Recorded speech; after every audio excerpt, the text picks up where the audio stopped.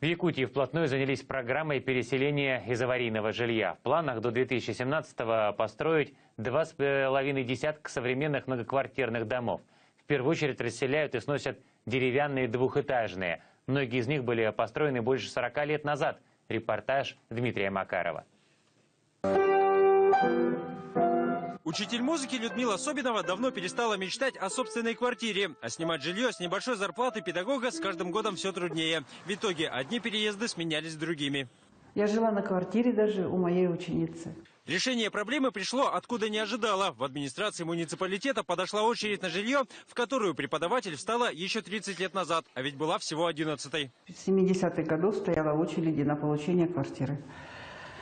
И, конечно, когда мне сказали, что я получила квартиру, радости было очень много. Для жителей Алданского района на юге Якутии этот 12-квартирный жилой дом уже третий за год. Столько же было построено здесь за последние 20 лет. Такой строительный бум начался благодаря участию территории сразу в нескольких жилищных программах, финансируемых из федерального, регионального и местного бюджетов. Некоторые люди уже в пенсионном возрасте говорили, что мы уже не надеялись, что социальная очередь по городу Алдана начнет двигаться. А она начала двигаться. И она, в принципе, не такая большая, там исчисляется где-то 2,5 сотни очередников. И, в принципе, это достижимо, что можно было построить жилье и, в общем-то, переселить и добиться как бы существенного движения по этой очереди. Сегодня фундаменты под новые дома заложены в 4 населенных пунктах района. Только на первом этапе, рассчитанном до 2017 года, планируется возвести 25 многоэтажек. Чтобы справиться с этой задачей, предстоит возрождать строительную отрасль. Строительные фирмы, получается, увидели некий потенциал в Алданском районе под строительство. И, соответственно, заходят и участвуют в конкурсах уже там.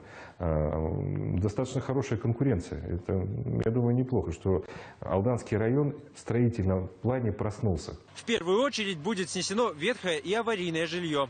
В самых крупных городах района Алдане и Тамоте количество ветхого жилья превышает 70%. В основном это деревянные двухэтажки. Некоторые из них даже не благоустроены. Только в муниципальном образовании Тамот неподходящими для проживания признали 250 домов. Теперь их заменят новыми, которые построят по федеральной программе. В канун Нового года ключи уже получили 48 жильцов первых каменных двухэтажек. Мы жили, дожили, как-то даже и не надеялись ни на что. Как-то даже я проезжала, видела вот эти постройки. Даже как-то и не думала, что мы сюда. И вот в ноябре, в октябре месяце мы узнали только. Похожая ситуация и в других 30 муниципальных районах Якутии. Благодаря этому регион несколько лет подряд в числе передовиков по объемам жилищного строительства на Дальнем Востоке. В лидерах он и по количеству ветхого жилья, основную часть которого планируют ликвидировать к 2020 году. Дмитрий Макаров, Владимир Ермаков. Вести. Алданский район, Якутия.